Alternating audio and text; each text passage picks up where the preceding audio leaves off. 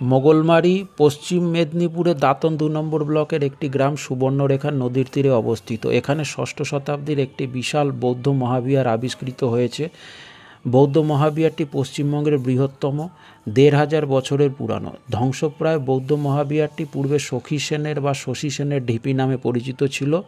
শোনা যায় রাজা বিক্রমকিশোরী কন্যা সখী সেন এখানে অধ্যয়ন করত। এই মহাবিহারটি নালন্দা বিশ্ববিদ্যালয়ের সমসাময়িক।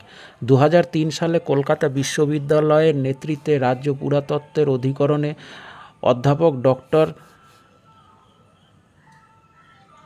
অশোক দত্তের নেতৃত্বে এই মোগলমারির খনন কার্য শুরু হয়। এখানের অবসরপ্রাপ্ত এক শিক্ষক মহাশয়ের নাম নরেন্দ্রনাথ বিশ্বাস, তিনি এই স্থানটির সন্ধান দিয়েছিলেন। চিরা পরিব্রাজক হিউয়েনসাংয়ের সিইউকিতে এর উল্লেখ আছে।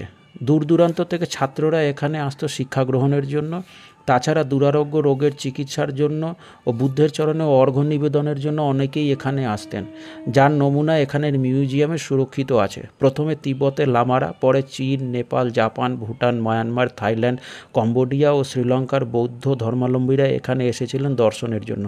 খনন কার্যের ফলে এখানে ৯৫টি বুদ্ধ মূর্তি, ৫৪ রকমের নকশা করা ইট, মুদ্রা, ফলক, দেবদেবীর মূর্তি, হস্তশিল্প, দৈনন্দিন জীবনের প্রয়োজনীয় সামগ্রী ও অলংকার এখানকার মিউজিয়ামে ও কলকাতার আশুতোষ মিউজিয়ামে সংরক্ষিত আছে। বাংলা ও উড়িষ্যার সীমাবর্তী এই অঞ্চলে মোগল পাঠানদের লড়াইয়ের সময় মোগলরা এই জায়গা মারিয়ে যেত, অর্থাৎ যাতায়াত করতো বলেই নাকি এই জায়গার নাম মোগলমারি হয়েছে।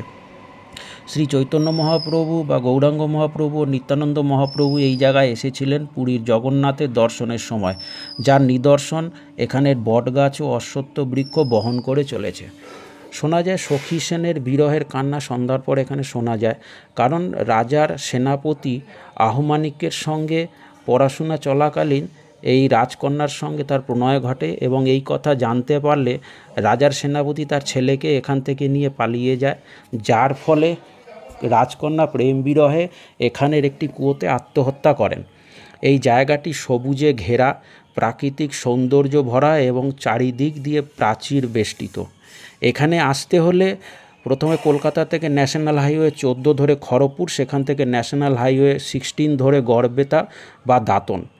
ট্রেনে হাওড়া থেকে আসতে পারেন দাঁতন বা গড়বেতা, অথবা বাসে কলকাতা থেকে গড়বেতা বা খড়গপুর থেকে গড়বেতায় আসতে পারেন। আমার এই চ্যানেলটি যদি আপনাদের ভালো লাগে, যারা দর্শন করছেন, তাহলে লাইক ও সাবস্ক্রাইব করবেন।